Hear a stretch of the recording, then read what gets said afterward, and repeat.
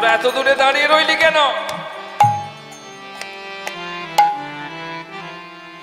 আয় আমার কাছে আয়। বলছে ঠাকুর তোমার কাছে তো যেতে বড় ইচ্ছা করছে গো, কিন্তু আশ্চর্য কি জানো, ওই পণ্ডিতদের মতো তোমারও তো একটা যজ্ঞসূত্র রয়েছে। ওরা তো আমাদের ছায়া স্পর্শ করলে প্রায়শ্চিত্ত করে, আর তুমি যেভাবে ডাকছো ঠাকুর, তোমার কাছে যেতে বড় ইচ্ছা করছে, কিন্তু যাব না। কেন? আমরা যদি তোমার কাছে যাই, তুমি যদি আমাদের স্পর্শ করো, ওরা যদি তোমাকে সমাজ থেকে তাড়িয়ে দেয়। নিত্যানন্দ বলছে ও তোরা শূদ্র? হ্যাঁ রে, তোরা শূদ্র?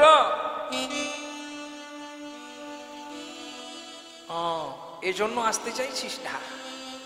তা হ্যাঁ রে, তোরা স্নান করিস কোথায়? বলছে কেন, গঙ্গায়। তা তোরা যখন গঙ্গায় স্নান করিস, মা গঙ্গা তোদের আশ্রয় দেয়, তাড়িয়ে দেয় না তো? বলছে তা কেন দেবে ঠাকুর? আরে গঙ্গা যে সবার জন্য। হ্যাঁ, আর একবার বল, কি বললি? আর একবার বল। বলছি গঙ্গা যে সবার জন্য গো। হ্যাঁ রে, গঙ্গা যেমন সবার জন্য, এই হরিনামও সবার জন্য রে। হরিনামও সবার জন্য। তোর মধ্যে কি হরি নেই? ওই পরমাত্মার অংশ, জীবাত্মা স্বরূপ।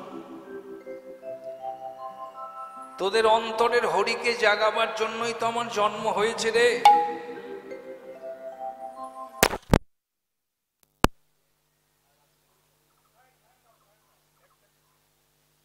নাহং তিষ্ঠামি বৈকুণ্ঠে যোগে নং হৃদয়াচা মদ ভক্তা যত্র গায়ন্তি তত্র তিষ্ঠামি হে নারদ।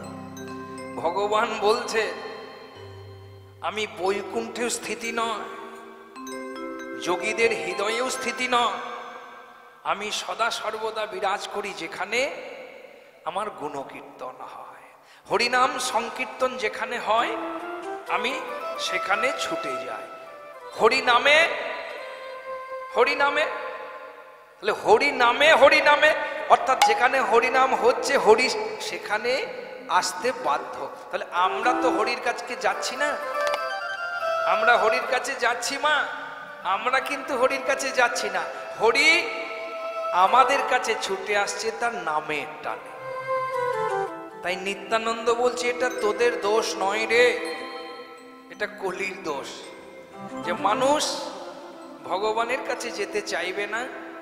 মানুষকে, ভগবানকে মানুষের কাছে আসতে হবে। তা সেই ধর্মটা আমি রক্ষা করি। তোরা যদি আমার কাছে না আসিস, আমি তাহলে তোদের কাছে যাই, তোদের অন্তরের হরিকে আমি জাগাই। জনে জনে ধরি কোলেতে করিয়া বলয়ে হরি বল, হরি বল। জনে জনে হরে করেতে ধরিয়া বলয়ে হরি বল, হরি বল। জনে জনে ধরি কোলেতে করিয়া বলয়ে হরি বল, হরি বল। জনে জনে ধরে কলেতে করিয়া বলয়ে হরি বল, হরি বল। আচণ্ডালে প্রভু আপনি আসিয়া, আচণ্ডালে প্রভু আপনি আসিয়া,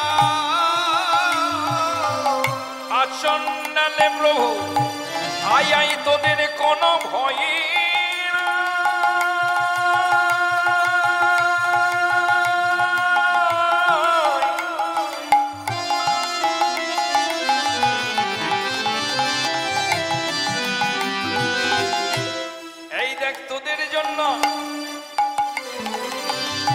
তোদের দয়াল নিতাই।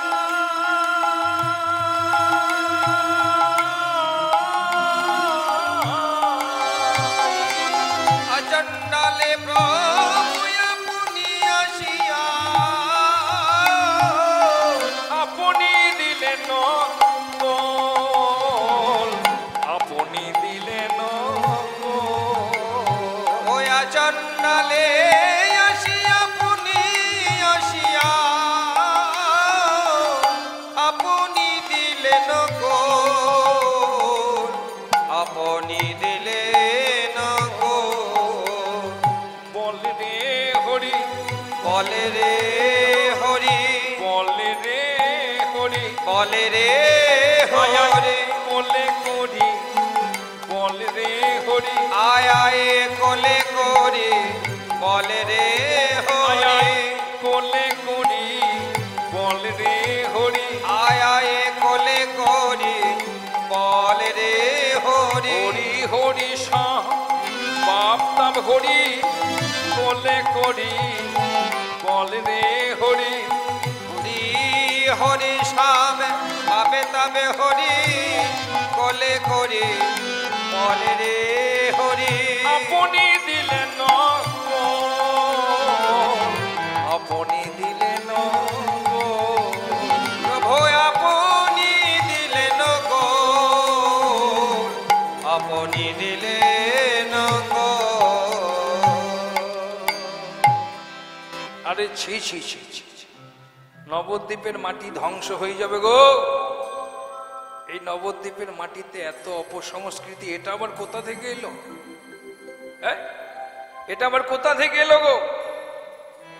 আমরা এক নিমাইয়ের জ্বালাই জ্বলছি, এ আবার কোথা থেকে এলে? তো দেখছি কিছুই মানছে না। ওই শূদ্রদের কোল দিচ্ছে আর ভরিবোল করছে গো, এ কিছুই মানছে না। নিমাই যদি একাত্তু মানে, এ তো দেখছি কিছুই মানছে না।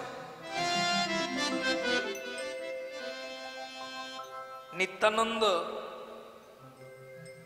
যাকে দেখছে তাকে কোল দিচ্ছে, ওই শূদ্রদের কোল দিচ্ছে আর ওই পণ্ডিতদের উপর দৃষ্টি রেখেছে। পণ্ডিতদের চেয়ে চেয়ে দেখছে আর বলছে, নিমা, আরে ওরাই তো সেদিন আমার নৃত্য দেখে বাঁদর নাচাচ্ছিল, ওরাই আমার হরিনাম শুনে কানে আঙুল দিচ্ছিল, ওরাই আমার হরিনাম শুনে মুখে কাপড় দিচ্ছিল। আজ যখন দেখেছি তখন ছাড়ার নেই। আজ ওদের একদিক কি আমার একদিক। একজন পণ্ডিত বলছে, এই যে ভাইয়া, যার জন্য এত কিছু বলছো, ও কিন্তু গুড়িয়ে গুড়িয়ে আমাদের দিকে তাকাচ্ছে।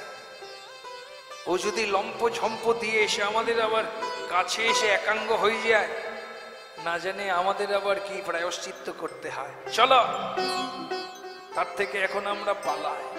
ওই পালাই বলে যেই পদচারণা করেছে, নিত্যানন্দ একেবারে ছুটতে ছুটতে এসে ধরে ফেলেছে। প্রথম যাকে দেখেছে তাকে ধরে ফেলেছে, আর বাকি যেগুলো ছিল যে যেদিকে পেরেছে পালিয়ে গিয়েছে। এখন পণ্ডিত একা পড়ে গিয়ে বলছে, বাবা আমাকে ছোঁয় না, ওই দূরে দাঁড়িয়ে দাঁড়িয়ে কথা বলো। নিত্যানন্দ বলছে, কেন? তোমাকে ছুলে আবার কি হবে? তুমিও বামুন, আমিও বামুন। পণ্ডিত বলছে, না, তুমি কিছুক্ষণ আগে বামুন ছিলে, কিন্তু এখন আর বামুন নেই। কেন? ওই যে শূদ্রদের কোল দিলে না, হ্যাঁ, ওই শূদ্রদের স্পর্শ করলে না, এতেই তোমার জাত চলে গেল। নিত্যানন্দ বলছে, আমার জাত চলে গেল এতটা কাছে থেকে আমি দেখতে পেলাম না, অথচ এতটা দূর থেকে তুমি দেখতে পেলে আমার জাতটা চলে গেল। তোমাকে একটু ছুঁয়ে দেখি তোমার জাতটা কোন দিকে যায়। পণ্ডিত বলছে, দোহাই তোমা, পাগলামি করো না, আর ওই কথা বলতে বলতে যেন ছুঁয়ে দিও না, ওই দূরে দাঁড়িয়ে দাঁড়িয়ে কথা বল। নিত্যানন্দ বলছে, শোনো, আমি আমার ভাইয়ের কাছে প্রতিজ্ঞা করে বেরিয়েছি, নয়নে দেখিব যারে, কৃষ্ণ নাম দেব তারে। তা তুমি এক কাজ করো, তুমি একবার হরি বলো, তোমারও আর এই জাত নিয়ে টানাটানি হবে না, তোমার জাতটা বেঁচে যাবে, আমারও শর্তটা রক্ষা হবে। একবার বলে দাও না, বলো। পণ্ডিত বলছে, না, ওটা আমরা সব সময় বলি না। হ্যাঁ, ওটা সব সময় বলি না। হ্যাঁ, তা কখন বলো? ওইটা হ্যাঁ, আমাদের মধ্যে যখন কেউ মারা যায়, যখন দেহটা শ্মশান ঘাটে নিয়ে যায়, আমরা তখন বলি। এখন কেউ মরেনি তাই বলবো না। নিতাই চাঁদ বলছে বলো, বললেই মরবে। হ্যাঁ, বললেই মরবে। আরে বললেই যদি মরে তাহলে কি কেউ বলে? নিতাই চাঁদ বলছে আরে বাবা তুমি মরবে না, তোমার আত্মীয় স্বজনেরা মরবে না, তবে যে কারণে তুমি হরি বল বলতে চাইছো না, হরি বললে তোমার দেহের সেইগুলো মারা যাবে। একবার বলো, একবার বলো পণ্ডিত। পণ্ডিত বলছে না না, আমি ওটা বলবো না, শিব শিব বলবো, কালী কালী বলবো, দুর্গা দুর্গা বলবো, সব বলবো, ওইটা বলবো না। বলবে না? না, তবে আমি তোমার দুটো হাতে ধরি, হাতে ধরি, শুধু মুখে বলো একবার গৌর হরি। গৌর হরি।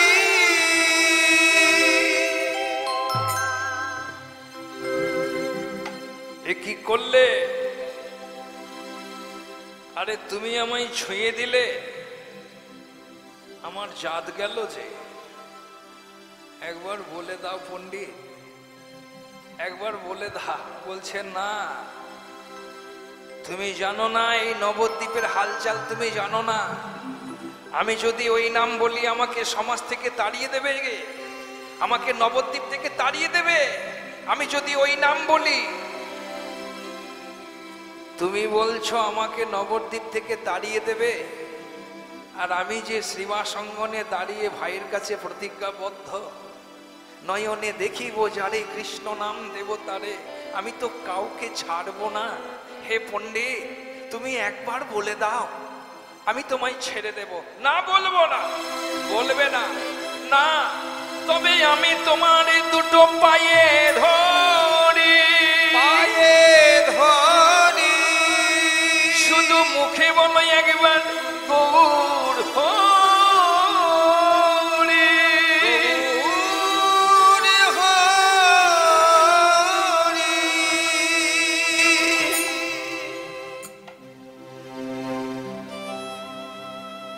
নিত্যানন্দ ওই পণ্ডিতের পা দুটোকে জড়িয়ে ধরেছে, চোখের জলে চরণ যুগল ধৌত করে দিয়ে বলছে পণ্ডিত একবার বলো গো, একবার বলো পণ্ডিত, একবার বলো। কে পায়ে ধরেছে গো? কোনো অবতারে কোনো ভগবান 24 বার ভগবান অবতার হয়েছে,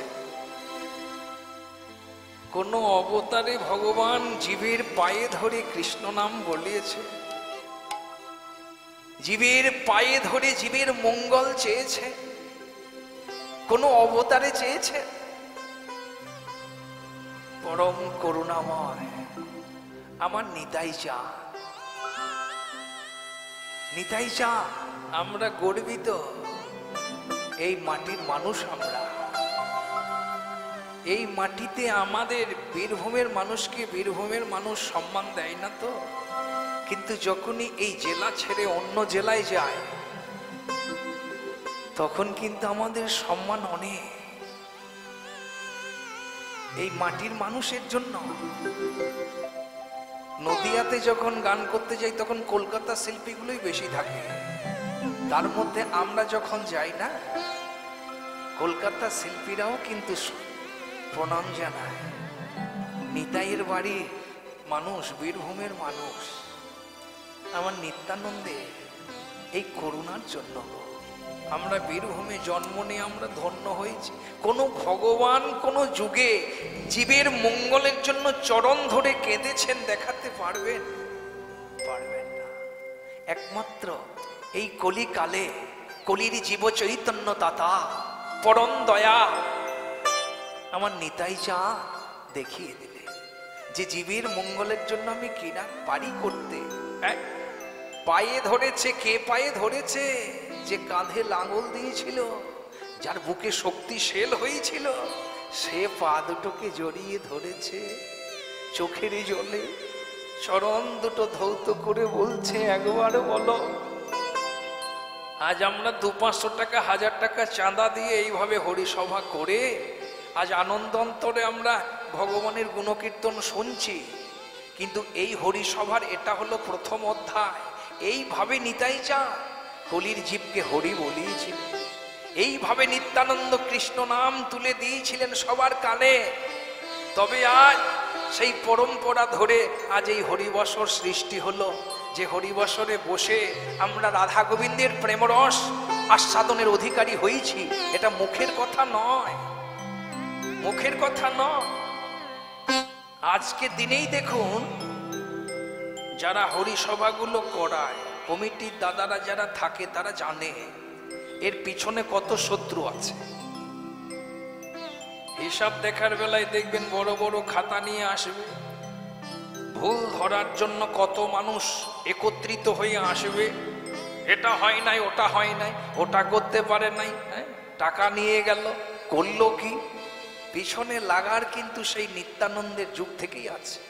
তখনও এই হরিসভার পিছনে লাগার কিছু মানুষ ছিল, আজও আছে, আজও আছে, ভবিষ্যতেও এরা থাকবে, এরা থাকবে, এরা এদের কাজ করে যাবে। আর যারা হরিসভাগুলো করে যাচ্ছে তারা তাদের কাজ করে যাবে, কিন্তু ওরা শেষ পর্যন্ত জয়ী হতে পারে না, পাশে লেগেই থাকে এই হরিসভাগুলো বন্ধ করার জন্য। আর যারা করেছে, ভিক্ষা শিক্ষা করে আয়োজন করেছে, যে এদের মধ্যে একজন যদি কৃষ্ণ ভজনশীল হয়, এই এত আয়োজন করার পিছনে যদি একজনও কৃষ্ণ ভজনশীল হয়, তবু তাদের পরিশ্রমটা সার্থক হয়। ওপরে গিয়ে বলতে পারে তাকে যে, প্রভু আয়োজন তো করেছিলাম, আমাদের কর্তব্য আমরা করেছিলাম, তা এতগুলো মানুষের মধ্যে ওই দেখো প্রভু একজন দৈনিক তিলক সেবা করে, দৈনিক মালা জপ করে, মালা জপ যদিও না করে, বিছানায় শুয়ে শুয়ে বালিশে মাথা দিয়েও অন্তত 108 বার তোমার নাম করে প্রভু। আমরা রোদে বৃষ্টি ঝড়ের মধ্যে ঘুরে বেরিয়েছি, তোমার হরিসভা আয়োজন করে একজনকে কৃষ্ণ ভক্তে পরিণত করতে পেরেছি, তাদের জীবনটাও ধন্য হয়। তাই এইভাবে 539 বছর আগে এইভাবে কৃষ্ণ নাম বিতরণ করে গিয়েছেন আমার পরম দয়া নিত্যানন্দ। তাই বলছে, একবার বলো গো পণ্ডিত। এখন পণ্ডিত চিন্তা করছে নিত্যানন্দের বুক থেকে পা নেবার তো একটু চেষ্টা করবে। একটু চেষ্টা করে দেখলো ওই নিতাই চাঁদের বুক থেকে পা নেওয়া এত সহজ নয়। পা দুখানা যখন ছাড়াতে পারলো না, আবার চেয়ে দেখলো বেলাও হয়ে আসছে, ঘরে যেতে হবে। পণ্ডিত মনে মনে চিন্তা করছে, কার মুখ দেখে যে বেরিয়েছিলাম রে, এই পাগলের পাল্লায় পড়তে হলো। আচ্ছা, আমি একবার বললে পা ছেড়ে দেবে তো? হ্যাঁ, তুমি একবার বলো, একবার বললে আমি পা ছেড়ে দেব। এই তখন বললে হবে না যে আর একবার বলো, না না আমি বলছি তো, তুমি একবার বলো, একবার বললেই আমি পা ছেড়ে দেব। তাহলে বলি, দাঁড়াও। আবার কি হলো না, বলবে যখন হাত দুটো তুলে বলো। কেন? হাত দুটো তুলে বললে কি হবে জানো? আগেকার দিনে ওই টিভির অ্যান্টেনা ছিল, দেখেছেন?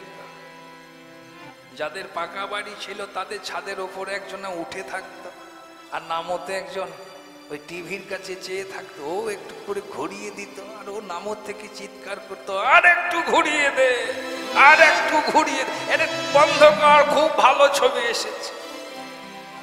আর যাদের টিনের চাল ছিল, রোদের বেলাতে গরম মানতো না, টিনের চালেই চেপে পড়তো, চেপেই একটু একটু করে ঘোরাতো।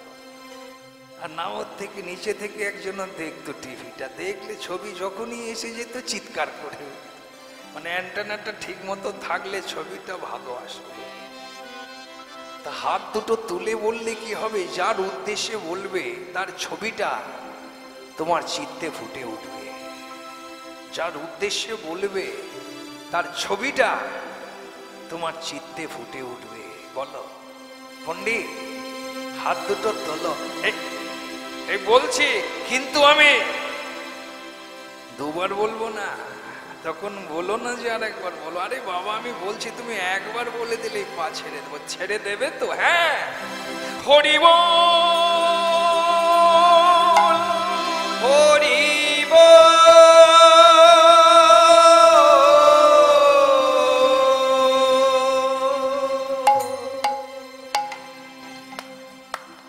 এই দেখো পা ছেড়ে দিয়েছি। আমি বলেছিলাম না একবার বললে পা ছেড়ে দেব? এই দেখো পা ছেড়ে দিয়েছি। আবার কি হলো? পা ছেড়ে দিয়েছি তো। পণ্ডিত বলছে আমার কেমন কেমন হচ্ছে।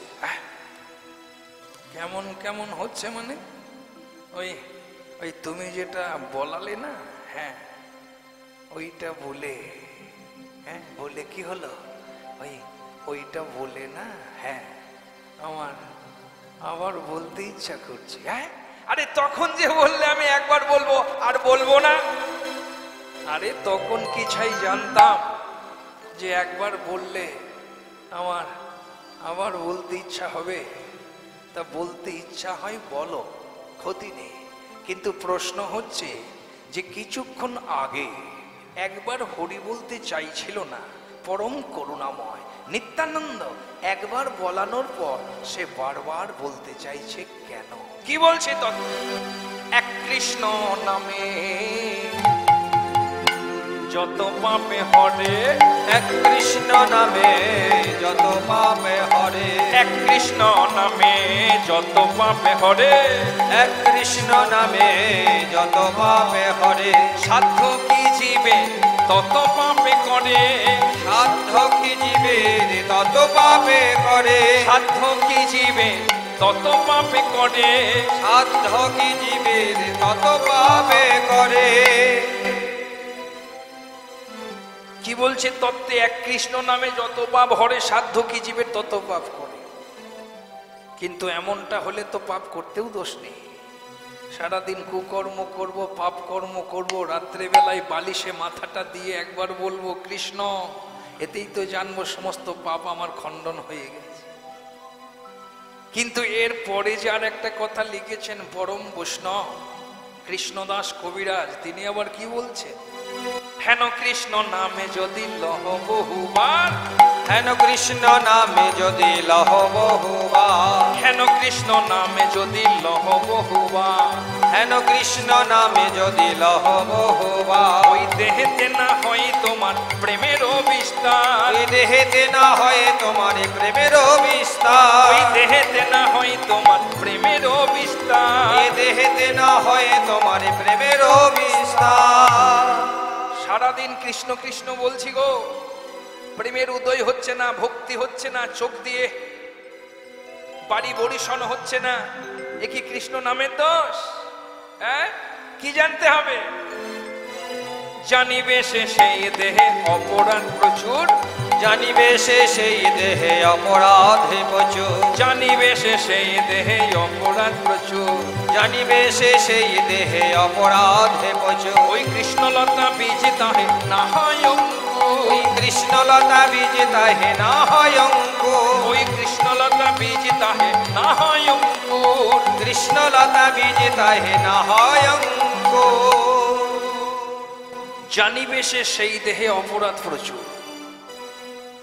এই দুটো জিনিস একসঙ্গে হবে না মা। কথা হচ্ছে এক কৃষ্ণ নামে যত পাপ হরে, সাধ্য কি জীবে তত পাপ করে। এই সুযোগটা নিয়ে আমি যদি পাপ করে যাই আর একবার কৃষ্ণ বলি, এতে কি মনে করব পাপ খণ্ডন হবে? হবে না।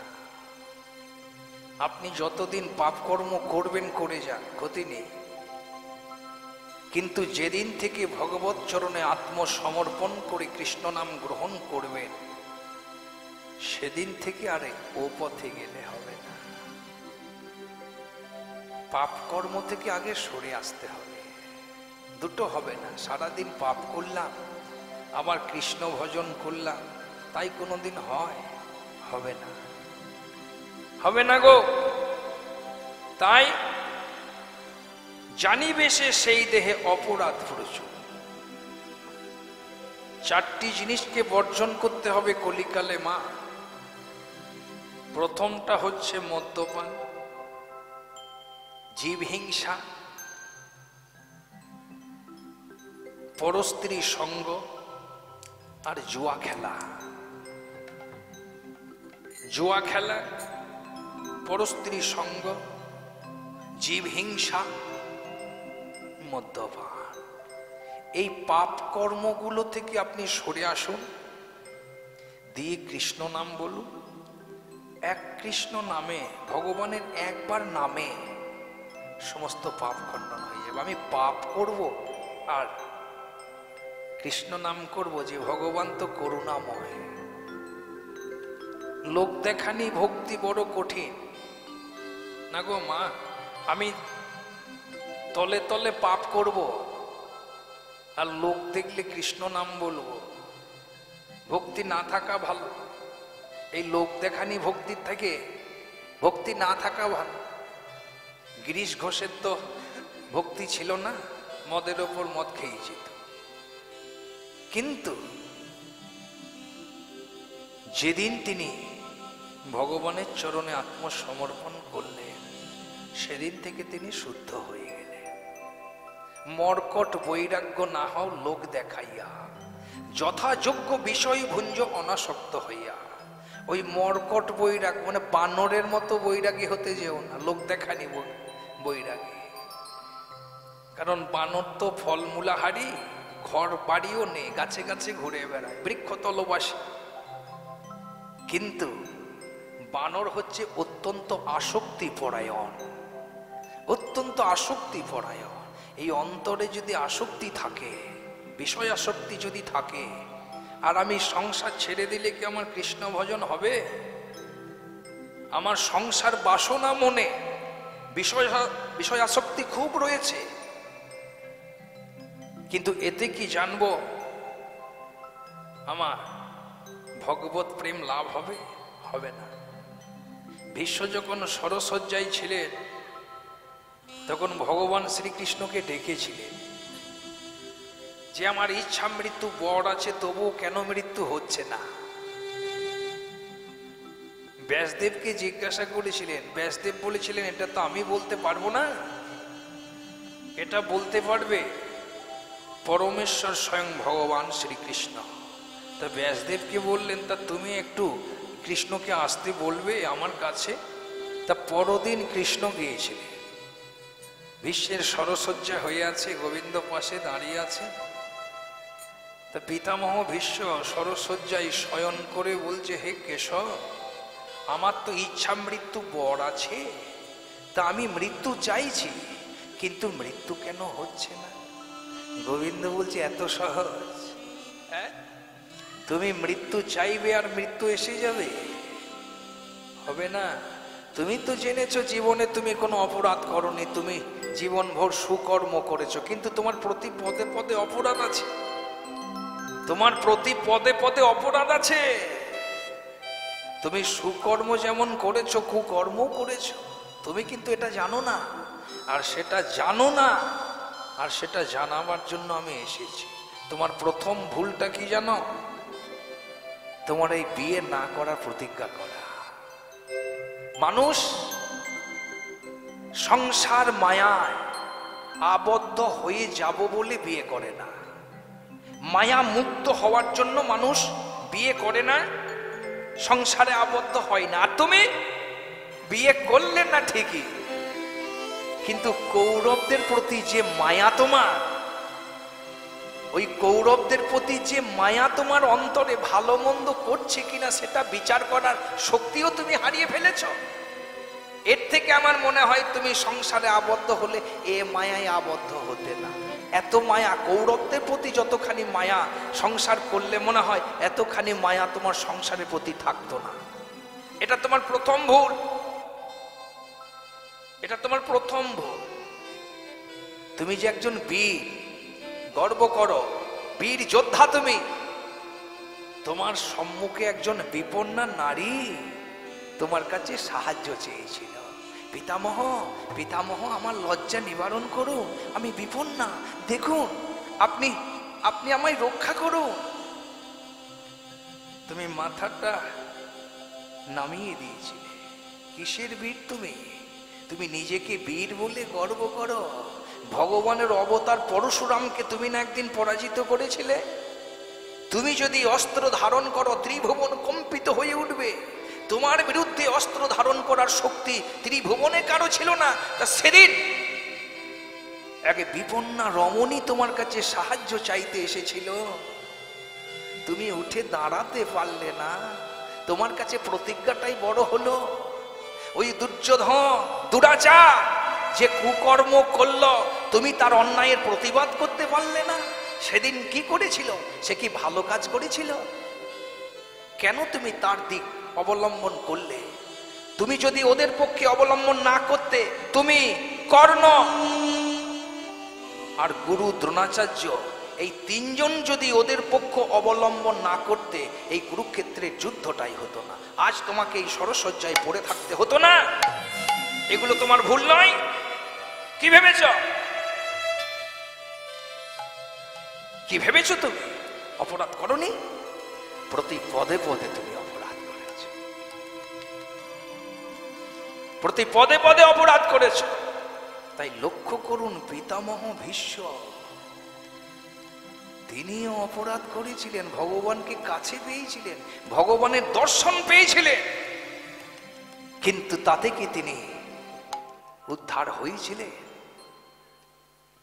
পাপ ছাড়ে না বাপকে, পাপ ছাড়ে না বাপকে। তাই কর্ম স্বাধীনতা ভগবান সকলকে দিয়েছে, কর্ম করুন, কিন্তু কথা হচ্ছে কোনটা ভালো কোনটা মন্দ বিচার করে করতে হবে। তাই হেন কৃষ্ণ নামে যদি লহ বহুবার দেহেতে না হয় তোমার প্রেমেরও বিস্তার, জানিবে সে সেই দেহে অপরাধ প্রচুর। নিত্যানন্দ যখন পা দুটো জড়িয়ে ধরলেন, তখন তার সমস্ত অপরাধকে হরণ করে নিলেন। আর সমস্ত অপরাধ যখন হরণ করে নিলেন, তখন সে শুদ্ধতার বশীভূত হয়ে বারবার বলিছে, বারবার বলিছে, বারবার বলিছে, বারবার বলিছে, হরি বলে হরি বল, বারবার বলিছে, হরি বল, হরি বল, বারবার বলিছে, হরি বলে হরি বল, বারবার বলিছে, হরি বল, হরি বল, বারবার বলিছে। এ পাগলা ঠাকুর, তুমি আমাকে কি করে দিলে গো? একটা কথা জিজ্ঞাসা করব, কি তুমি কি হরি? বলছে না, আমি হরি নয়। তাহলে ওই হরি আমাদের রয়েছে শ্রীবাস অঙ্গনে বসে। তাহলে তুমি? আমি ফেরিওয়ালা, ফেরি করি হরি নামে সুধারণ। আমি ফেরিওয়ালা, ফেরি করি হরি নামে সুধারণ। ফেরিওয়ালা, ফেরি করি হরি নামে সুধারণ। আমি ফেরিওয়ালা, ফেরি করি হরি নামে সুধারণ। আমায় সবাই বলে নিতাই সুরে, আমায় সবাই বলে নিতাই সুরি। আমায় সবাই বলে নিতাই সুরে, আমায় সবাই বলে নিতাই সুরি। আমার মিষ্টি কথাই সবাই বল, আমার মিষ্টি কথায় সবাই বল, আমার মিষ্টি কথাই সবাই বল, আমার মিষ্টি কথায় সবাই বল, আমার নামে প্রেমে সবাই বল, আমার নামে প্রেমে সবাই বল, আমার নামে প্রেমে সবাই বল, আমার নামে প্রেমে সবাই বল। হরি নামে সুধা। আমি ফেরিওয়ালা, ফেরি করি হরি নামে সুধারণ।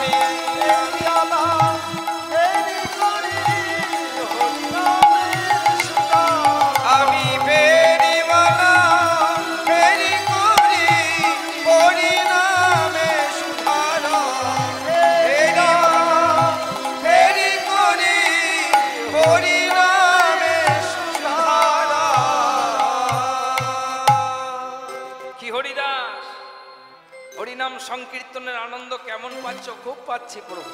তাহলে চলো, পূর্ব হলো, পশ্চিম হলো, উত্তর দিকটা হলো, এবার চলো দক্ষিণ দিকে যায়। আর দক্ষিণ দিকে যাওয়ার কথা শোনা মাত্রই হরিদাস ঠাকুর বাধা দিয়ে বললেন, প্রভু যেও না, যেও না।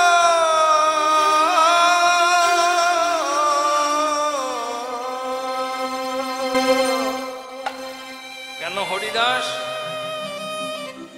ওই দক্ষিণ দিকে আছে গঙ্গার তীরে ঝাউবনে শত শত নরনারী নিধনকারী, মদ্যপেয়, জগায় আর মাধায়। ওই দক্ষিণ দিকে যেও না, তাদের অত্যাচারের সীমা নাই প্রভু। আরে চলো, যেখানে বৈষ্ণবের প্রতি অত্যাচার সেখানে নিত্যানন্দ, ওরা আর কেউ নয়, হরিদাস। ওদের সঙ্গে আমাদের জন্মান্তরের সম্বন্ধ রয়েছে। সত্যযুগে হিরণ্যাক্ষ, হিরণ্যকশিপু, শঙ্কর্ষণ, নারায়ণ, আমরা দু ভাই। ত্রেতা যুগে রাবণ, কুম্ভকর্ণ, রাম, লক্ষ্মণ, দাপরে, ওরা দু ভাই। জরাসা, বক্রদা, আমরা দু ভাই। কৃষ্ণ, বলরাম, এই কলিকালে ওরা দু ভাই। জগায় মাধায় আমরা দু ভাই। গৌর নিদা, ওরা বৈকুণ্ঠে দাঁড়িয়ে ছিল হরিদাস। প্রথমে ওরা ছিল মধু আর কৈটব, সেই মধু কৈটব থেকে বৈকুণ্ঠের দাঁড়ি হলো জয় আর বিজয়। ভগবানের পার্শ্বদ হলে একটু অহংকার হয়। ভগবানের পার্শ্বদ যারা হয়, পাশে পাশে যারা ঘোরে, তাদের একটু অহংকার হয়। এই সামান্য দেখবেন এই রাজনীতি করার লোকগুলো নেতাদের পাশে পাশে যারা ঘোরে, ওই নেতাদের থেকে তাদের আবার ধরাটা একটু বেশি কঠিন হয়। আসল যে নেতা তাকে ধরতে আর এমন কিছু অসুবিধা হয় না, ওই পাশে পাশে যারা থাকে তাদের একটু বেশি অহংকার হয়। তাই বৈকুণ্ঠপতি নারায়ণ ছিলেন, আর তার ওই পাশে পাশে ছিলেন এই জয় আর বিজয়। তারা জানে না ব্রাহ্মণ কি জিনিস, তারা জানে না তো। সনক, সুনন্দ, সনাতন আর সনত কুমার, চারটে ঋষি গিয়েছে শিশুর বেশ ধারণ করে, নগ্ন হয়ে, একেবারে নগ্ন হয়ে। এই চার শিশু সনত, সুনন্দ, সনাতন আর সনত কুমার বৈকুণ্ঠে গিয়েছে লক্ষ্মীনারায়ণের যুগল দেখতে। আর এই ছোট ছোট শিশু দেখে প্রবেশ করতে দেয়নি জয় আর বিজয়। ভগবানের পার্শ্বত্ব চিনতেই পারছে না। এরা ব্রাহ্মণ, এরা ঋষি, এরা জন্ম জন্মান্তর ধরে ভগবানের তপস্যা করেছে, ভগবানের কাছে ভিক্ষা চাইনি, আমায় কিছু দাও। তারা নিজের যোগ্যতা অর্জন করেছে। তারা ভয় করবে কেন গো? তারা কেন ভয় করবে? রীতিমতো যারা তপস্যা করে, সাধনা করে, তারা কাউকে ভয় করে না। তাদের বুকে জোর আছে। এরা তপস্যা করেছে, সাধনা করেছে, সিদ্ধি লাভ করেছে। আরে জয় বিজয়ের মতো অমন ভগবানের পার্শ্বদকে ওরা কি আর করবে কেন? প্রবেশ করতে যখন দিল না, ওই চার ঋষি বলে উঠলে, এত অহংকার তোদের, ভগবানের পার্শ্বদ হয়েছিস, এই অহংকার, অভিশাপ দিলাম মর্ত লোকে তোরা জন্মগ্রহণ।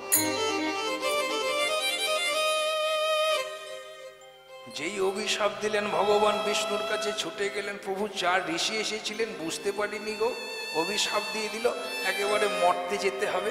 প্রভু, এই বৈকুণ্ঠ ছেড়ে মর্তে আমরা যেতে হবে প্রভু। ভগবান বললেন, ওই ব্রাহ্মণের অভিশাপ, কিছু করার নেই, আমার কোনো হাত নেই। তবে শোনো, আমিও যাব পৃথিবীতে। সবাই তো আমার চরণে পুষ্পাঞ্জলি দেয়, আমাকে ভক্তি করে, তা সবার মতো তো আমারও একটি যুদ্ধ টুদ্ধ করতে ইচ্ছা হয়। তা তোমরা গিয়ে পৃথিবীতে যদি আমার সঙ্গে একটু যুদ্ধ করতে রাজি থাকো, তাহলে তোমাদের উদ্ধার হতে সময় লাগবে 3 জন্ম, 3 জন্মের পর 4 জন্মে উদ্ধার হবে। আর যদি আমার চরণে পুষ্পাঞ্জলি দাও, আমার ভক্ত হও, তাহলে 7 জন্ম লাগবে। দেখো ভেবে তোমরা কি করবে। সবাই চায় আমার চরণের দাস হয়ে থাকতে, আমার সঙ্গে বিরোধিতা করতে কেউ চায় না। কিন্তু কিছু ভক্ত বিরোধিতা না করলেও তো হবে না, লীলা করতে গেলে শুধু একরকম থাকলে হবে, সে ভালো লাগবে না। তাই তোমাদেরকে আমার পছন্দ, ওই পৃথিবীতে গিয়ে তোমরা আমার বিরোধিতা করবে, আমি তোমাদের সঙ্গে যুদ্ধ টুদ্ধ একটু করবো, জগৎকে শিক্ষা দেব। হ্যাঁ, তোমরা অপরাধ করবে, তোমাদের বিনাশ করব, এতে অপরাধ থেকে জীব মুক্ত হবে। তাই হবে, তোমার যখন ইচ্ছা তখন ওই পৃথিবীতে গিয়ে আমি তোমার বিরোধিতা করব, তোমার সঙ্গে যুদ্ধ করব, সবই করব, তোমার চরণে দাস হব না। তাহলে 3 জন্ম লাগবে। সেই তারা হিরণ্যাক্ষ, হিরণ্যকশিপু, রাবণ, কুম্ভকর্ণ, জরাসন্ধ, বক্রদান কলিকালে জগাই আর মাধাই হয়ে এলো। ওদের সঙ্গে আমার জন্ম জন্মান্তরের সম্বন্ধ, ওরা যে একটু শত্রুতা করবে গো, তবে এই অবতারেই ওদের উদ্ধার করবো। চলো হরিদাস, চলো। কৃষ্ণ কৃষ্ণ বল মুখে, কৃষ্ণ কৃষ্ণ বল মুখে, কৃষ্ণ কৃষ্ণ বল মুখে, কৃষ্ণ কৃষ্ণ বল মুখে, হরি বল, হরি বল, হরি বল, হরি বল, হরি বল, হরি বল। নামে বুকে ভরে যায়, অভাবে মেটায়, স্বভাবে জাগা মহাসুখে।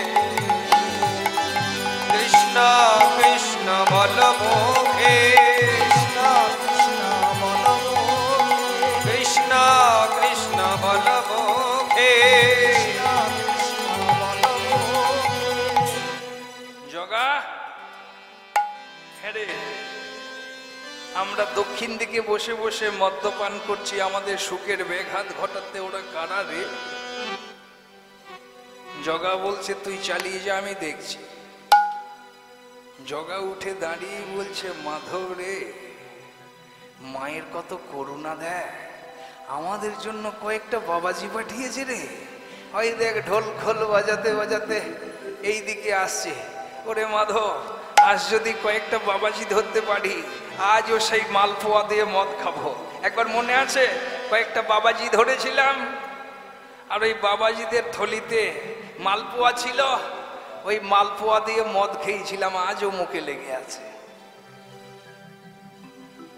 ওই বাবাজিদের ঝোলাই যা থাকে তুলসী পত্র দিয়ে নিমন্ত্রণ প্রসাদী করা থাকে, তো ওরা তো এত জানে না, সেইগুলো পেয়েছিল বাবাজিদের মারধর করে, মালপোয়া দিয়ে মদ খেয়ে আছে, সেইগুলো মুখে লেগে আছে। বলছে মানুষ যতই খারাপ হোক একটু তার মধ্যে ভালো থাকবে, সে যদি মানুষ হয়। রত্নাকর হত্যাকারী ছিল, লুণ্ঠনকারী ছিল, তার মধ্যে একটু ভালোর গুণ ছিল কি? হত্যা করুক, লুণ্ঠন করুক, যাই করুক, মাতা পিতার সেবা না দিয়ে নিজে সেবা করত না। মাতা পিতাকে কখনো অভুক্ত রাখতো না গো। হবে না মা? মা যদি রাস্তায় কেঁদে বেড়ায়, বাবা যদি দুটো খেতে না পায়, আপনি ঘরে টাইলস বসানো মন্দির করে যতই আপনি ভগবানকে সেবা দেন, ভগবান চেয়েও দেখবে না, ভগবান চেয়েও দেখবে না। যার মা দুটো খেতে পায় না, যার বাবা দুটো খাবারের জন্য এখানে ওখানে ঘুরে বেড়ায়, আর সেই ছেলে যদি কৃষ্ণ ভজন করে মন্দিরে নানা রকম কত ফল মূল এনে মন্দিরে দেয়, ভগবান সেবা করা তো দূরে থাক, চেয়েও দেখবে না, চেয়েও দেখবে না। মা বাবা দুটো খেতে পায় না, আবার সেই বাবা যখন মারা যায় তখন মানুষকে খাওয়ায় 700 টাকা পাতা, কেউ 1000 টাকা পাতা। লোককে বলে ও দেখ বাবার প্রতি কত ভক্তি ছিল, 800 টাকা পাতা লোক খাওয়ালো, 1000 টাকা পাতা লোক খাওয়ালো। লোক দেখানি, এগুলো লোক দেখানি, কাউকে খাওয়াতে হবে না বাবা। তোমার বাবা তোমার মা যদি তোমাকে প্রাণ ভরে আশীর্বাদ করে যায়, ভগবানের সাধ্য নাই সেই পথে এসে দাঁড়ায়। কার মা যদি ছেলেকে প্রাণ ভরে আশীর্বাদ করে, সেই পথের বাধা সৃষ্টি করার শক্তি স্বয়ং ভগবানের না, স্বয়ং ভগবানের নাই। তাই আমি বলবো, আর কখনো মা বাবা বলে না জমি জায়গা বিক্রি করে আমাকে ভালো খাওয়া। কোনো মা বাবা বলে না, বাবা তুই যেমন পারবি সেই রকম দুটো দিস, শাক ভাত যদি তুই খাস আমাকেও দুটো দিস, এতেই তো মায়ের আনন্দ, বাবার আনন্দ। তাই মা বাবার সেবা না করে কৃষ্ণ সেবা হয় না গো, ভগবানের সেবা হয় না। সাক্ষাৎ, সাক্ষাৎ ওটা তো মন্দিরের একটা বিগ্রহ, আপনি মারলে ভগবান, না মারলে পাথর। মারলে ভগবান, না মারলে পাথর। কিন্তু আপনার ঘরে যে দেবতা রয়েছে, আপনি মানুন না মানুন, ওরা দেবতা। মানুন না মান, মানলে আপনার মঙ্গল, না মানলে আপনার অমঙ্গল, ওদের কিছু নাই।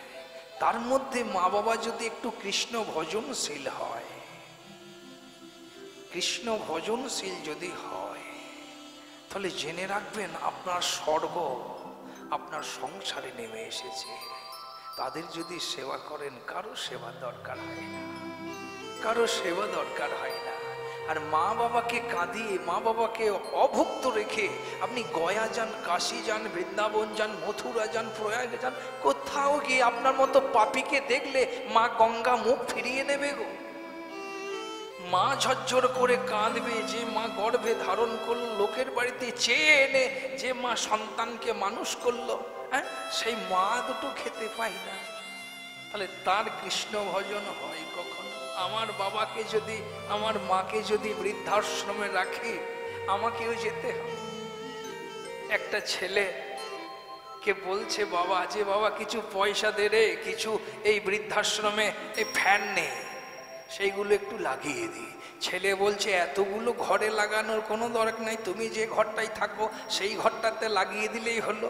বাবা বলছে ওরে তোকে তো ছোট থেকে নিয়ে আমি শুয়ে থাকি, তুই যে গরমে থাকতে পারিস না খোকা, তাই কোন ঘরটাই তোর থাকবি সেটা তো আমি বুঝতে পারছি না, যার জন্য আমি সব ঘরগুলোতে একটা করে ফ্যান লাগিয়ে দিই, যাতে পরবর্তীকালে তুই বৃদ্ধাশ্রমে এসে যাতে তোর কোনো কষ্ট না হয়। বল হৃদয় গৌর হরি বল। তাই বলছে বাবা, নিত্যানন্দ বলছে ওরে আহ দেখি, জগাই মাধাই বলছেন আহ তুই ওদিকটাই দাঁড়া, আমি এদিকটাই দাঁড়াই। আজ যদি কয়েকটা বাবাজি ধরতে পারি রে জগা, আজও মালপোয়া দিয়ে মদ খাবো। তুই ওদিকটাই দাঁড়া, আমি এদিকটাই দাঁড়াই। আরে যেদিকে যাবে যাক, পথ হলো একটা, এই পথেই আসতে হবে। যেদিকে যাবে যাক, পথ একটাই। শাক্ত, সৌর, শৈব, গণপত্য, বৈষ্ণব, আপনি যে পথেই যান না কেন,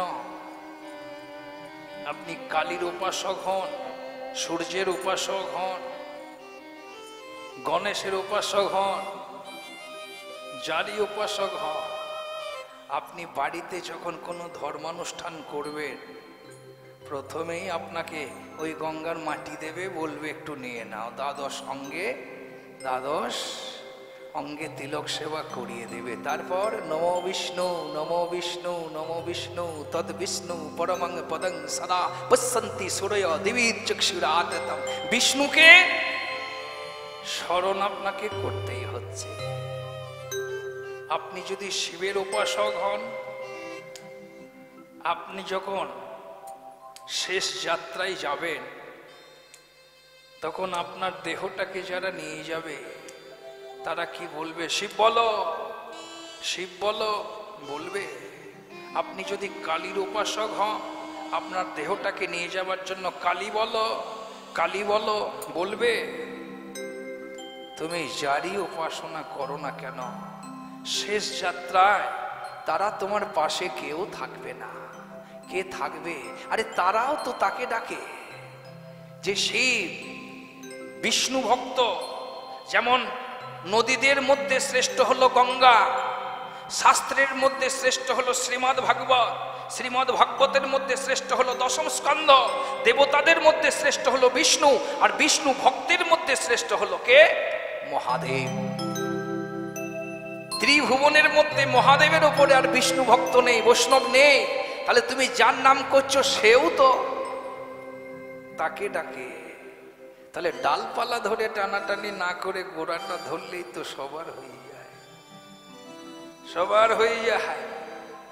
সম্রাট আকবর একদিন ঘুরে বেড়াচ্ছে, জল পিপাসা পেয়েছে। একজন সাধারণ মানুষ মাঠে কাজ করছে, মাটির কলসিতে জল ভরা আছে, বলছে আমাকে একটু জল দেবে?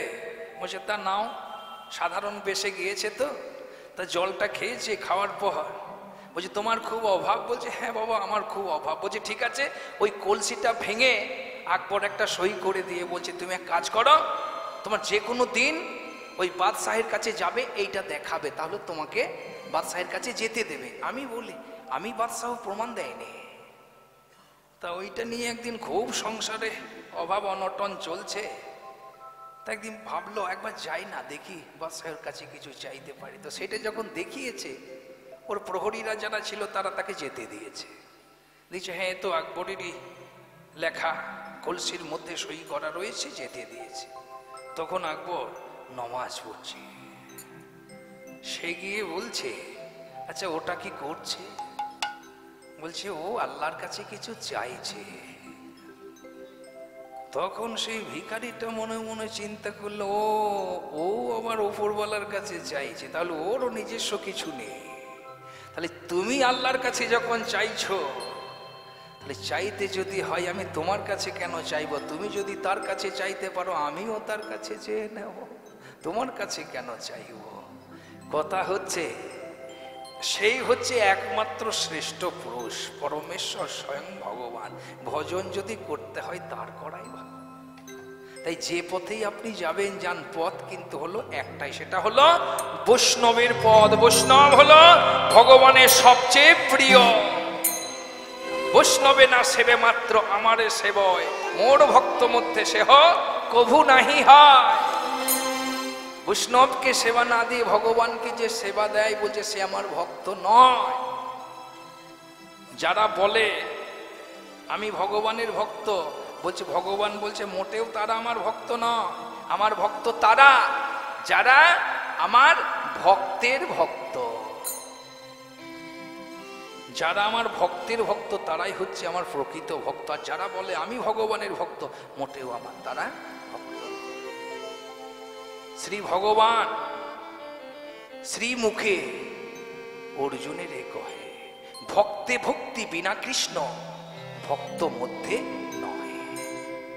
শ্রী ভগবান শ্রীমুখে অর্জুনের কহে, ভক্তে ভক্তি বিনা কৃষ্ণ ভক্ত মধ্যে নহে। তাই তুমি ওই দিকটা দ্বারা, আমি এই দিকটাই দ্বারা। একদিকে জগন্নাথ, একদিকে মাধব দাঁড়িয়েছি নিত্যানন্দকে ধরবার জন্য, আর একদিকে আনন্দ নৃত্যে নিত্যানন্দ রাম মুখরিত করে তুললেন দক্ষিণ দিকের গভীর অরণ্যা। কৃষ্ণ কৃষ্ণ বল মুখে, কৃষ্ণ কৃষ্ণ বল মুখে, কৃষ্ণ কৃষ্ণ বল মুখে, কৃষ্ণ কৃষ্ণ বল মুখে। ভজনে অন্ধ চরণারবিন্দ, দুষ্করে মায়াবী পাকে। ভজনে অন্ধ চরণারবিন্দ, দুস্তরে মায়াবী পাপে। ভজনে অন্ধ চরণারবিন্দ, দুস্তরে মায়াবী পাকে। ভজনে অন্ধ চরণারবিন্দ, দুস্তরে মায়াবী পাপে। হরিব হরিব হরিব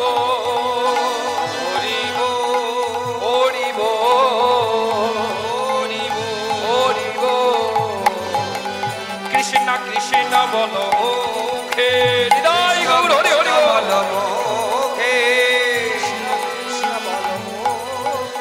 কৃষ্ণ কৃষ্ণ বল মুখে। এ জগা ওদের ধর ধর, জগা ধরেছিস? হ্যাঁ ধরেছি। বাহ, আমিও একটা ধরেছি রে। বাহ, দুজনেই একটা করে ধরেছি। চক্ষু একই রে, পাল্লা পাল্লা বাবাজি এখন জগন্নাথ ধরেছে মাধবকে আর মাধব ধরেছে জগন্নাথকে। সবগুলো বাবাজি পালিয়ে গেল যে। জগা বলছে এই মোটা মোটা শরীর নিয়ে পাতলা পাতলা বাবাজিগুলোকে ধরা খুব শক্ত রে। যেই ধরবার জন্য লম্প প্রদান করেছে সঙ্গে সঙ্গে হরিদাস ঠাকুর নিতাই চাঁদকে নিয়ে একেবারে শ্রীবাসঙ্গন। প্রভু পূর্ব পশ্চিম উত্তর সর্বদিকে মাতোয়ারা হরি নামধ্বনিতে আমি প্রভুকে দক্ষিণ দিকে যেতে নিষেধ করলাম, আমার কথা শুনলো না। প্রভু জগাই মাধাইয়ের উদ্দেশ্যে ওই হরিবোল হরিবোল বলে যেই যেতে শুরু করেছে, জগাই মাধাই মদের নেশায় উন্মত্ত হয়ে যেই ধরবার জন্য ছুটে এলো, আমি প্রভুকে তোমার কাছে এনে দিলাম। গৌর হরি বললেন, দাদা হরিদাস তো হরিদাসের কাজ করেছে, কিন্তু তোমার কাজ কি তুমি করেছো? কেন? তুমি না প্রতিজ্ঞা করেছিলে নয়নে দেখিব যারে কৃষ্ণ নাম দেব তারে। তুমি কি জগাই মাধাইকে দেখোনি? হ্যাঁ দেখেছি, কৃষ্ণ নাম দিয়েছি। আমাকে ধরবার জন্য যখন জগাই মাধাই ছুটে এলো, হরিদাস ঠাকুর আমাকে তোর কাছে এনে দিল। আবার যাও, আবার যাও, উদ্ধার করো জগাই আর মাধাইকে। ওদের কানে কৃষ্ণ নাম তুলে দাও, অঙ্গ স্পর্শ করে ওদের চিত্তকে শুদ্ধ করে উদ্ধার করো জগাই আর মাধাই। কি হরিদাস দেখলে তো, যেমন ভাই সেরকম দাদা, যেমন দাদা সেরকম ভাই। চলো উদ্ধার করি জগাই আর মাধাই। অক্রোধ পরমানন্দ নিত্যানন্দ রায়, অক্রোধ পরমানন্দ নিত্যানন্দ রায়, অক্রোধ পরমানন্দ নিত্যানন্দ রায়, অক্রোধ পরমানন্দ নিত্যানন্দ রায়, অভিমান শূন্য নিতায় নগরে বেড়ায়, অভিমান শূন্য নিতাই নগরে বেড়ায়, অভিমান শূন্য নিতায় নগরে বেড়ায়, অভিমান শূন্য নিতাই নগরে বেড়ায়, যারে দেখে তারে কহে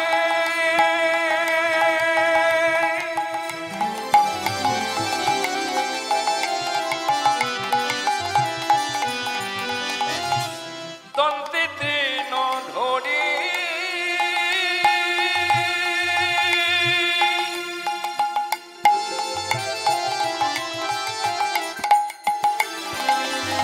আমারে কি নিয়া লহ বল গৌর হরি, আমারে কি নিয়ালহ বল গৌর হরি, আমারে কি নিয়া লহ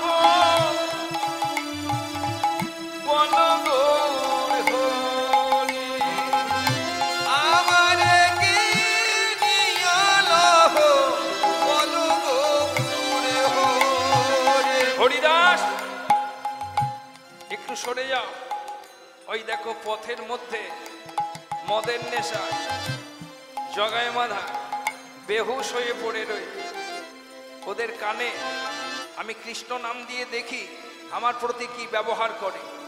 তাই নিত্যানন্দ এক পা দুপা করে গিয়ে ওই মাধবের কানের কাছে মুখখানা নিয়ে গিয়ে উচ্চ স্বরে বলে উঠল, হরি বল হরি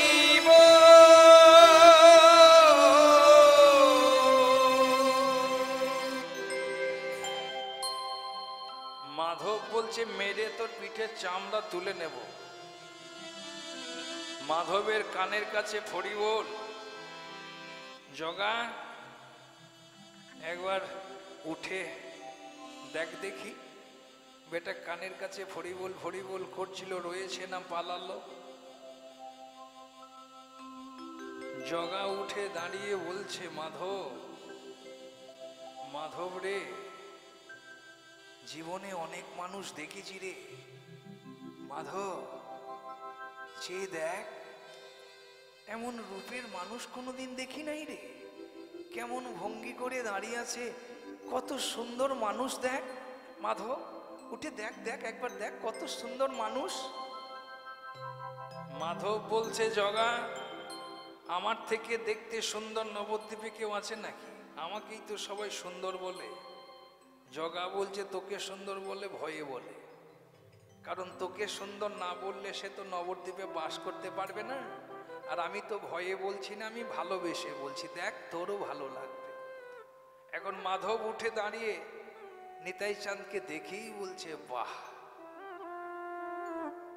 জগা, আর যাই হোক বেটার বুকে পাঁটা আছে রে। আরে মাধবের কানের কাছে ফড়িবল দিয়ে বেটা এখনো দাঁড়িয়ে আছে এখানে, ওর বুকের পাঁটা আছে। দাঁড়া একবার জেনে নি, দেখে যখন ভালো লেগেছে। আমাকে চেনো? আমার নাম মাধব। মায়েরা সন্তানদের ঘুম পাড়ায়, ওই কোলের শিশুদের ঘুম পাড়ায় আমার নাম করে, আমি সেই মাধব। তা তোমার এত সুন্দর চেহারা, মুখে ফড়িবল কেন বাবা? মদ খাও আর কালি কালি বলো। তা তোমার নামটা কি? হ্যাঁ, তোমার নামটা কি? আমার নিত্যানন্দ মনে মনে ভাবছে, যা এবার ওই একটু একটু করে পথে আসছে। আমার নাম হলো অবধূত নিত্যানন্দ। জগা বলছে, মাধব কি ভূত বলল? আরে ভূত নয় রে, ভূত হতে যাবে কেন, অবধূত নিত্যানন্দ। মাধব বলছে, দেখো আমরা একটু নেশা করি তো, এত বড় নাম আমাদের মুখ দিয়ে বেরোবে না। তা তোমাকে ডাকতে হলে কোনো ছোটখাটো নাম আছে যেটা চট করে ডাকতে পারা যাবে? নিত্যানন্দ বলছে, ও এত বড় নাম বলতে তোদের কষ্ট হচ্ছে? তা আমাকে সবাই নিতাই বলে, তোরাও নিতাই বলবি। হ্যাঁ, সবাই নিতাই বলে, তোরাও নিতাই বলবি। জগন্নাথ তখন বলছে, মাধব এ বেটার গন্ডগোল আছে। কেন? ওই প্রথমটা বলিস না। হ্যাঁ, ওই প্রথমটা বলিস না, কারণ এদের যা থাকে সব প্রথমেই ভরা থাকে, প্রথমটাকে বাদ দিয়ে দিবি। দিয়ে আমরা দু ভাই মিলে তোমার নাম রাখলাম তুমি তাই। তোমাকে যে যা বলে তুমি তাই। নিত্যানন্দ বলছে, হ্যাঁ রে মাধব, তোরা তাই বলবি অথচ নি বলবি না কেন? মাধব বলছে, আমরা হলাম পার মাতা, এত তাড়াতাড়ি আমাদের বশ করতে পারবে না। আমরা কেন নি বলবো না জানো? ওই নি বললে, নি বলিলে তোমার চরণে, তোমার চরণে আমাদের নিয়ে নেবে নেবে, তাই আমরা নি বলব না, নি বলব না।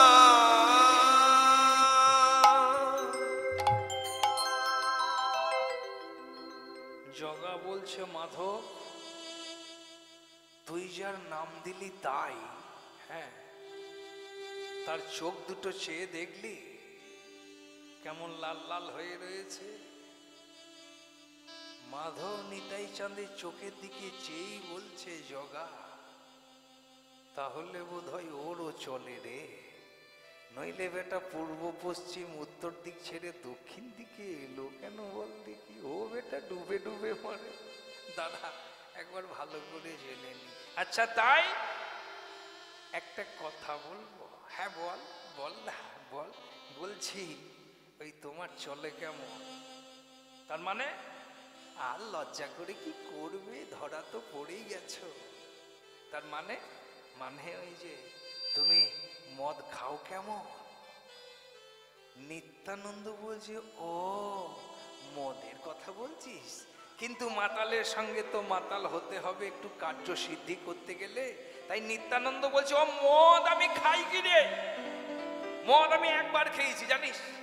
কবে খেয়েছি, কখন খেয়েছি আমার মনে নেই, কিন্তু সেই মদের নেশা আমার আজও রয়েছে। জগা বলছে, হ্যাঁ রে মাধব, এ আবার কি মদ রে, কবে খেয়েছে কখন খেয়েছে মনে নেই, আবার বলছে সেই মদের নেশা এখনো রয়েছে, এ আবার কি মদ? মাধব বলছে, জগা তাহলে মনে হয় এটা নতুন বেরিয়েছে, দাঁড়া একবার জেনে নে। আচ্ছা তাই এ মদ তুমি কোথায় পেলে? আমরা দৈনিক 80 হাড়া করে মদ খায়, নেশা থাকে না। আর তুমি কবে খেয়েছো কখন খেয়েছো মনে নেই, অথচ মদের নেশা রয়েছে। তা এ মদ তুমি কোথায় পেলে? নিত্যানন্দ বলছে, এ মদ এখানকার নয়, বাইরের মদ। হ্যাঁ, এ মদ এখানকার নয়, বাইরের মদ। এ মদ গোলকে গোপনে ছিল, গৌর হরি আনিল, দাদা নিতাই চাঁদের হাতে দিল, দাদা নিতাই চাঁদ কলির জীবেরে বিলাইল। একবার প্রেমানন্দে ভক্ত সবে হরি হরি বল, হরি হরি বল। তুমি তুমি আমাদের বন্ধু হবে? আমরা এ মদ কোনোদিন খাই নাই, দৈনিক খেয়ে খেয়ে সব পুড়ে গেল, কালো হয়ে গেল।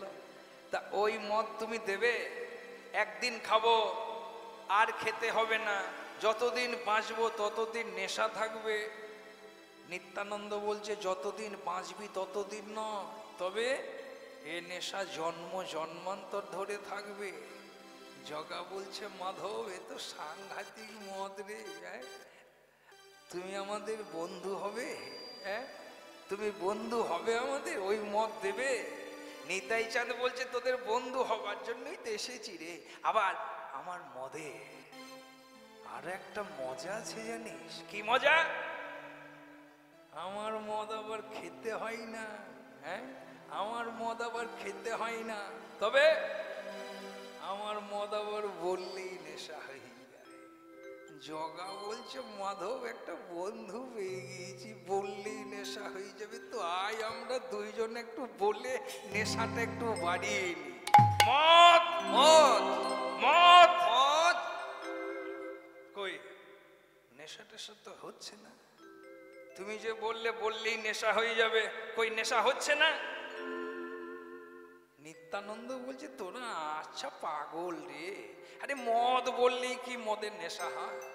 তবে তুমি যে বললে, আরে বাবা আমি যেটা বলি তোরা সেটা বল, তবে তো নেশা হবে।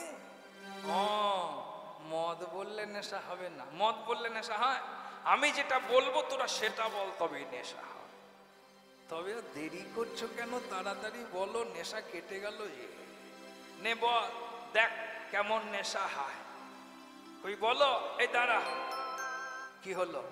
না মানে আমার এই কথাটা বলতে গেলে তোদের তো একটু হাত তুলতে হবে। হ্যাঁ, একটু হাত তুলতে হবে। মাধব বলছে, আমরা হলাম জগাই মাধায়, আরে হাত তো বাবাজি বৈরাগীরা তোলে, আমরা কেন তুলতে যাব? নিত্যানন্দ বলছে, না মানে হাতটা তুলে বললে নেশাটা একটু গাঢ় হবে আর কি, সেই জন্যই বলছি না।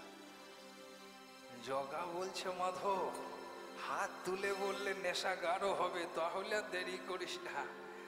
না এবার এবার বলো, আমরা হাত তুলে দিয়েছি, নে বল, দেখ কেমন নেশা। হরি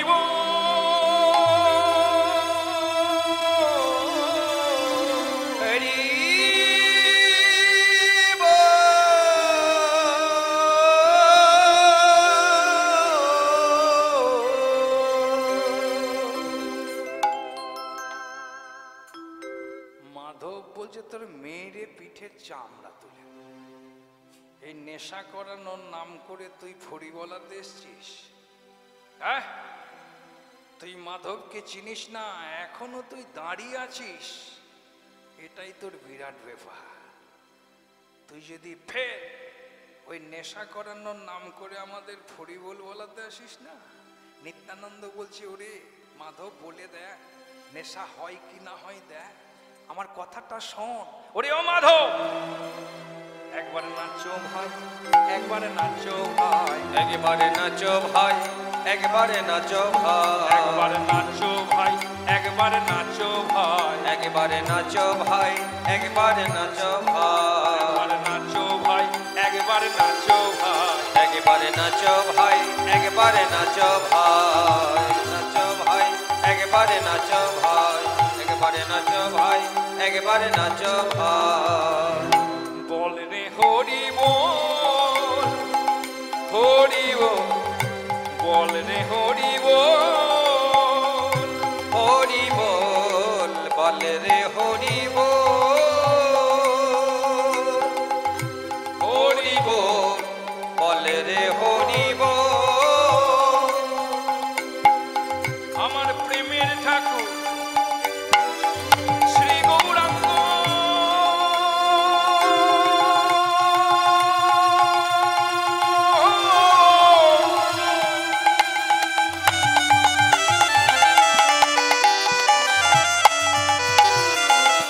প্রেমে দেবেন গোল,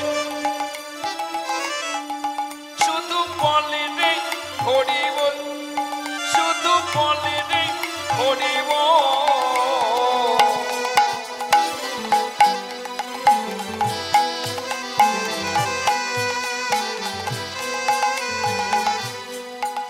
তোরা পাসনি প্রেমের সাথ,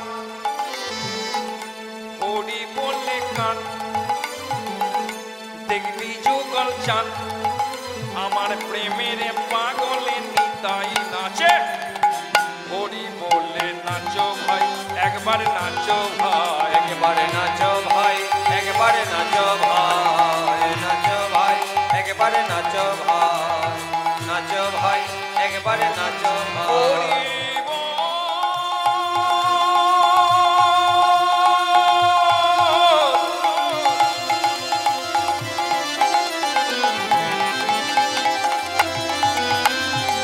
একবারে গৌর হরি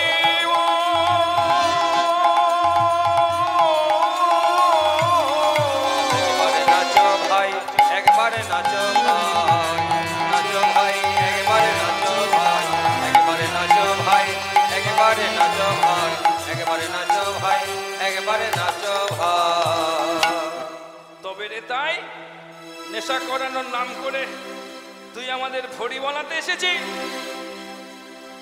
কলসির কানা সিতাইয়া ছিল পড়িয়া, আছিল পড়িয়া, নিত্যানন্দের ললাটে মারিল চুরিয়া। মারিল ছড়িয়া।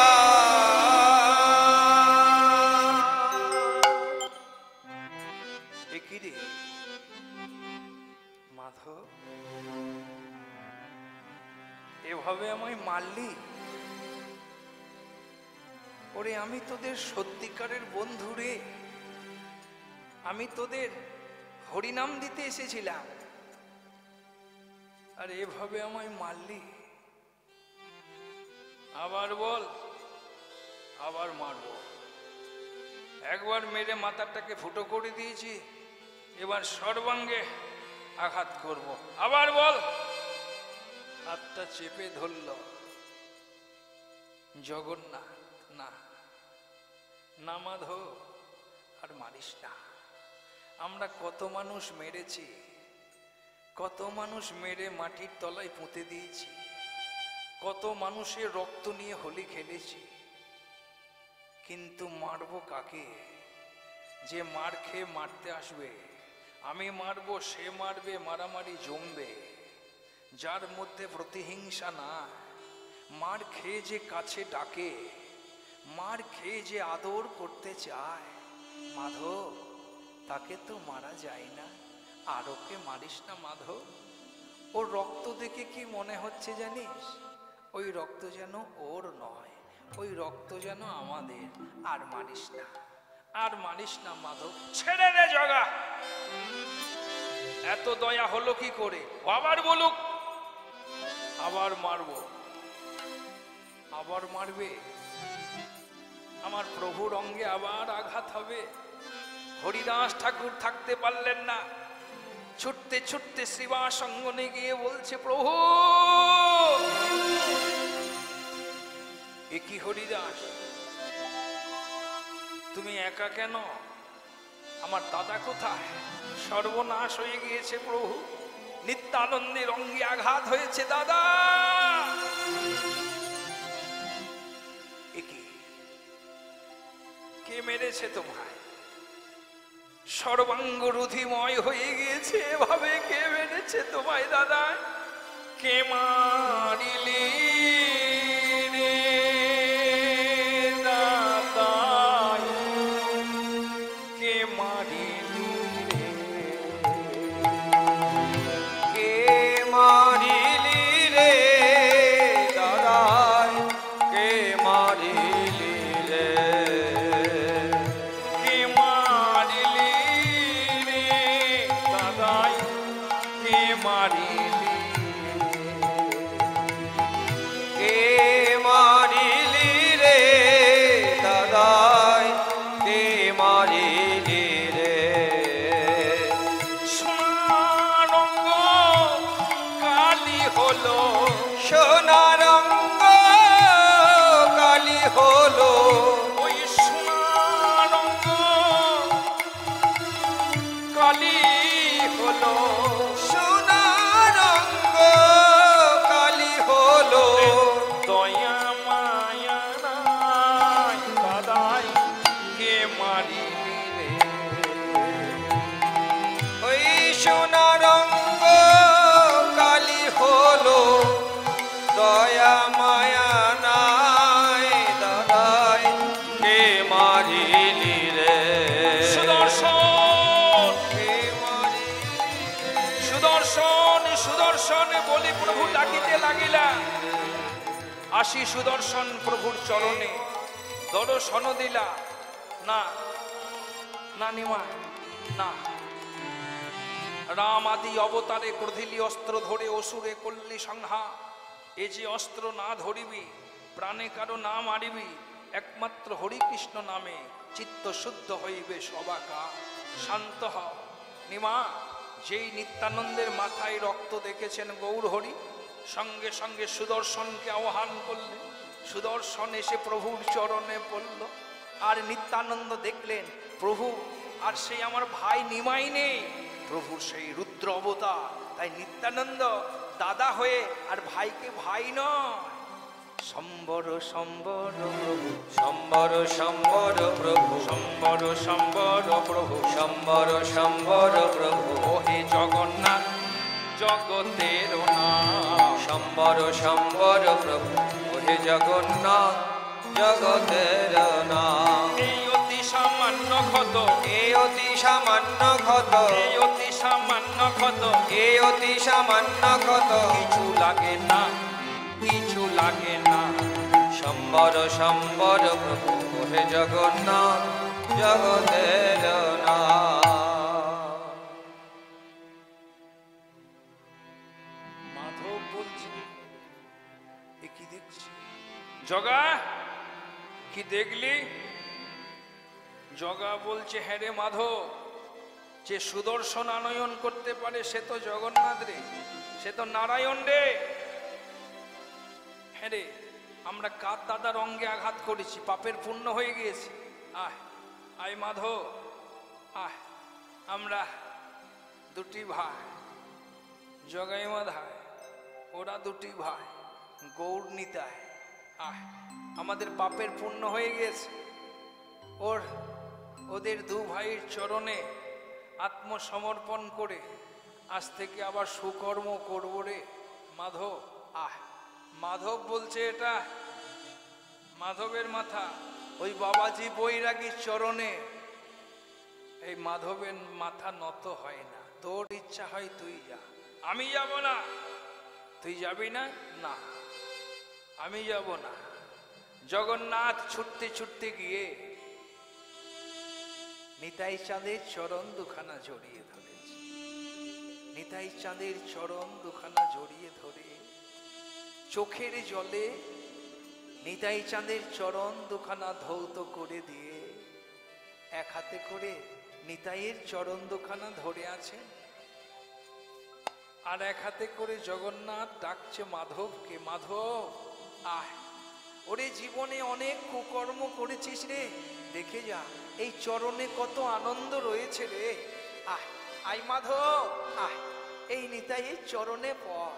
আয় আয় মাধব আয়, দেখে যা এই চরণে কত আনন্দ রয়েছে। মাধব বলছে জগা,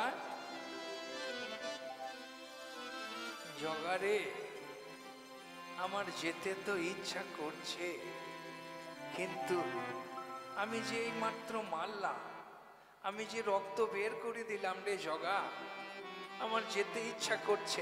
আমি কোন মুখে গিয়ে ওই নিতাইয়ের চরণ ধরে ক্ষমা চাইব রে জগা?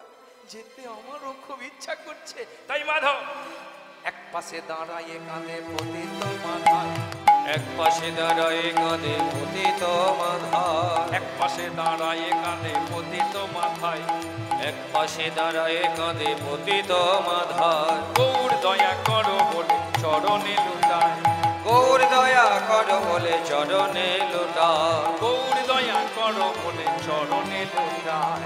গৌর দয়া করো বলে চরণে লুটায়। এবার আমায় দয়া করো, এইবার আমায় দয়া করো, এবার আমায় দয়া করো, এইবার আমায় দয়া করো। পতিত পাবন গৌর হরি, এবার আমায় দয়া করো। হে পতিতে পাবন গৌর হরি, এবার আমায় দয়া করো। দূর হয়ে যা, তুই আমার দাদার অঙ্গে আঘাত করছিস আর আমি তোকে কৃপা করব? নিত্যানন্দ বলছে হ্যাঁ রে নিমাই, যে চরণে এসে পড়ল তাকে দূর দূর করে তাড়িয়ে দিচ্ছিস। হ্যাঁ, আরে এই এই এই নিয়ে তুই পতিত পাবন, ও আমার মাথায় রক্ত দেখেছিস?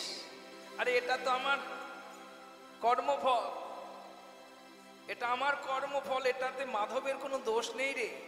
মাধব আমার মাথাটা ফুটো করে রক্ত বের করেছে ভাবছিস, কিন্তু এটা আমার কর্মফল। যে যেমন কর্ম করবে তাকে সেই রকমই ফল ভোগ করতে হবে গো। কুরুক্ষেত্রের যুদ্ধের আগে কৃষ্ণচন্দ্র বলরামকে বললেন, দাদা তুমি ভারতভূমির সর্বতীর্থ পরিক্রমা করো, অনেকদিন তীর্থে যাওনি তো, তাই তীর্থে পরিক্রমা করো। পাঠানোর কারণ হলো বলরামের শিষ্যকে, বলরামের শিষ্য হচ্ছে দুর্যোধন। এখন কৃষ্ণচন্দ্র চিন্তা করলেন দাদা যদি থাকে তাহলে কুরুক্ষেত্রের যুদ্ধ করতে গিয়ে শেষ পর্যন্ত আবার কৃষ্ণ বলরামের যুদ্ধ না হয়ে যায়, যার জন্য বলল দাদা তুমি ভারতভূমি তীর্থগুলো পরিক্রমা করো। যুদ্ধের আগে, কুরুক্ষেত্রের যুদ্ধের আগে পাঠিয়ে দিলেন।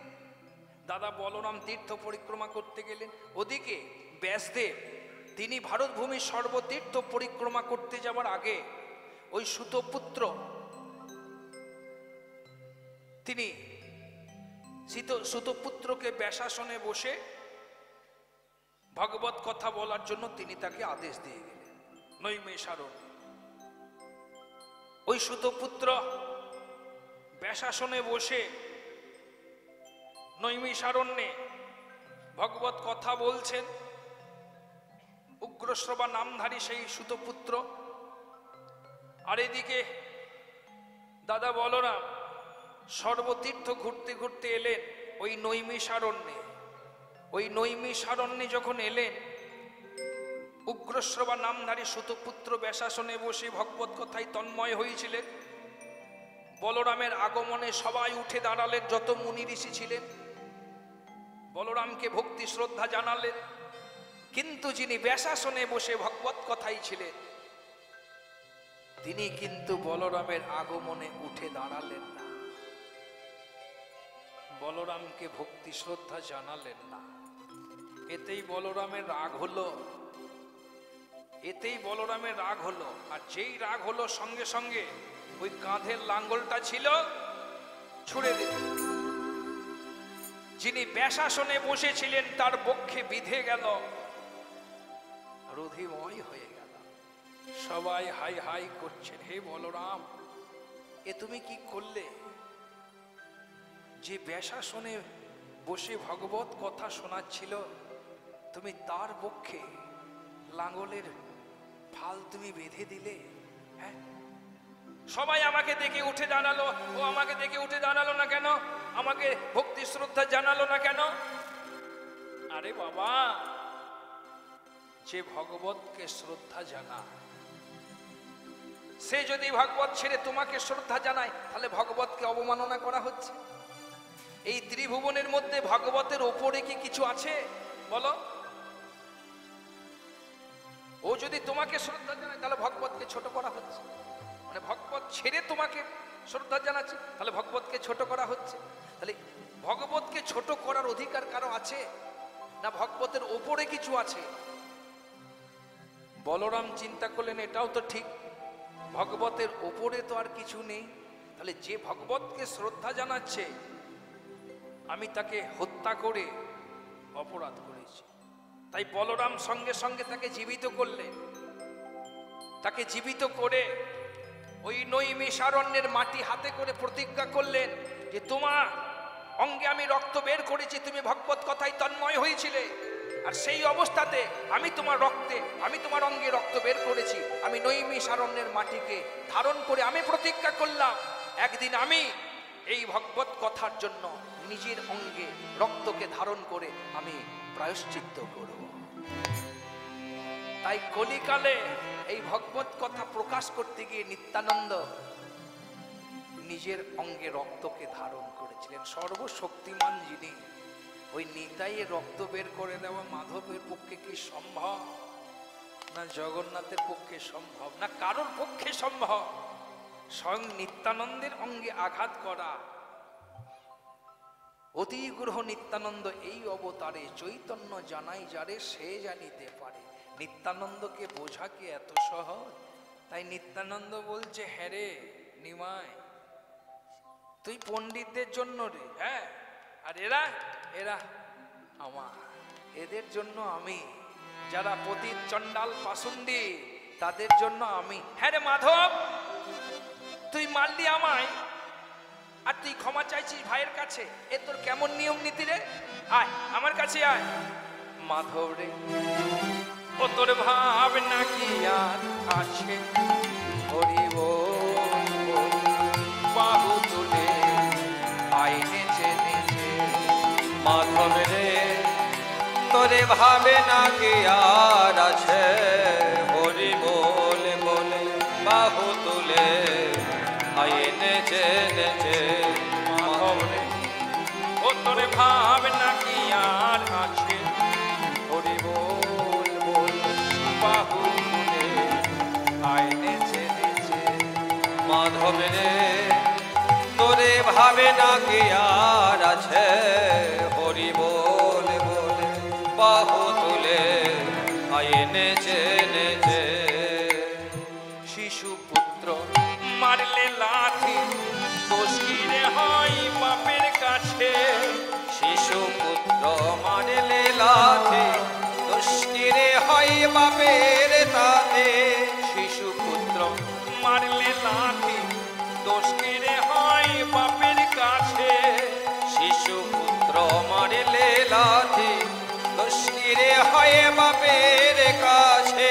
হরি বল, বাহু তুলে আইনে চেনেছে।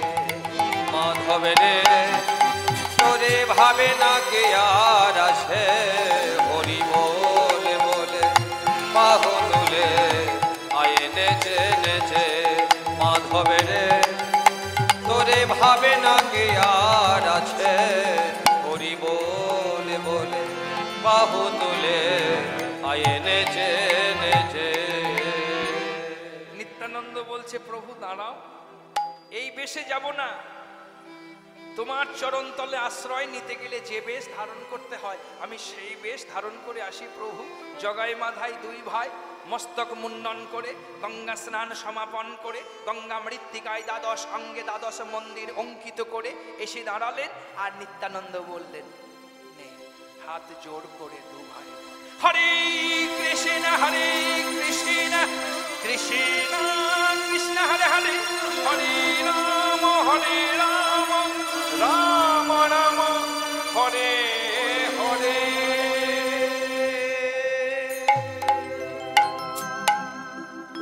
আমাকে দান করে দু ভাই উদ্ধার হয়ে গেলি। যে বৈকুণ্ঠে দাঁড়ি হয়েছিলিস তোরা, জয় আর বিজয় করে আজ থেকে তোরা আমার এই হৃদয়ের দাড়ি হয়ে রইলি চিরকালের জন্য, চিরস্থায়ী হয়ে। আয় আয়। নিত্যানন্দ যেই জগাই মাধাইকে আশ্রয় দিলেন, তারপর গৌর হরি জগাই মাধাইকে কৃপা করলেন। জগাই মাধাই উদ্ধার হলো। গোটা নবদ্বীপবাসী ছুটে এলো দেখতে যে জগাই মাধাইয়ের মতো মাতা আজ বৈষ্ণবে পরিণত হলো, পরম বৈষ্ণবে পরিণত হলো।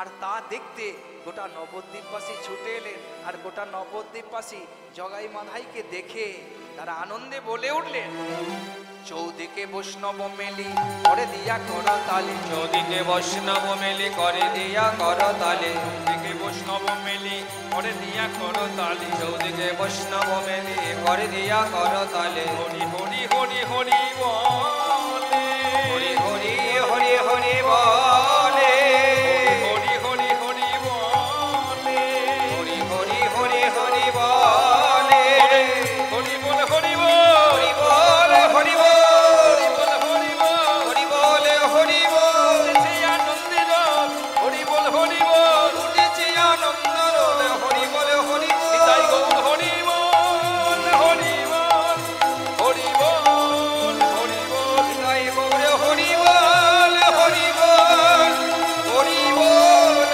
হরি বল। নিতাই গৌর হরি